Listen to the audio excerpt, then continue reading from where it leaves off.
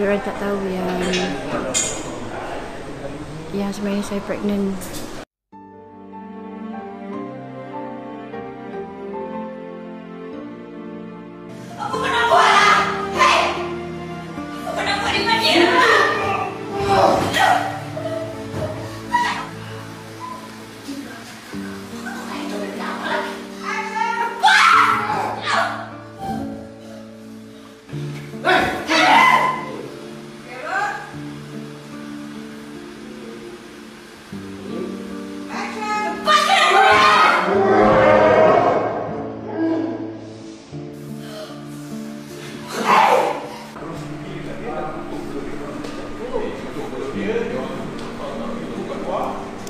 Tapi kena bawa barang saya ni barang menjerit.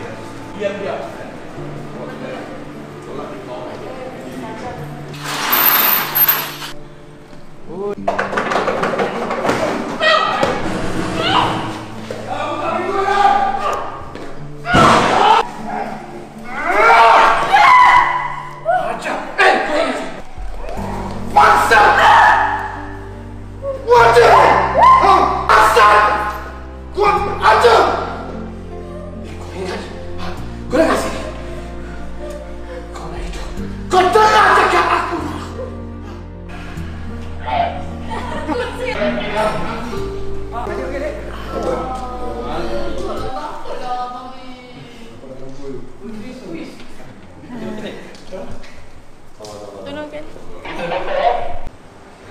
Kalau diorang tahu, saya bagi tahu nanti diorang tak buat scene yang campak-campak tu.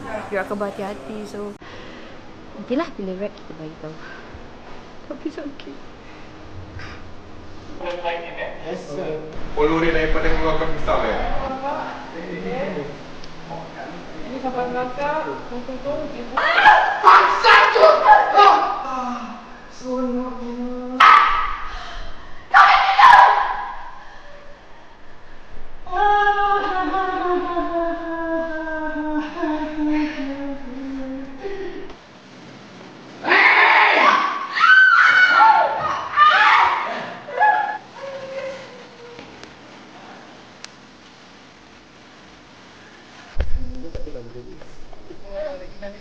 Lagi 6 minit pukul 3 guys. Abang jom, let's go abang. Let's do this abang. Let's do this abang. Let's go. Come.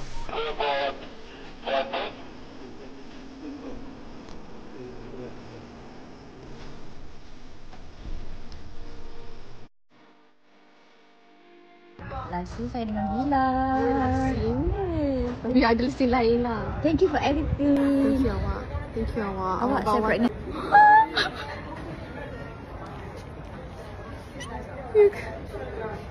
Wah, saya nak pregnant, dah bawa pregnant dulu. Awak bahayanya, astagfirullahalazim. Semoga yang baik-baik untuk anak ni. Okay awak. Awak. Takut awak. Aku tak cakap. Astagfirullahalazim. Kau cakap nanti diorang tak buat. Astagfirullahalazim awak.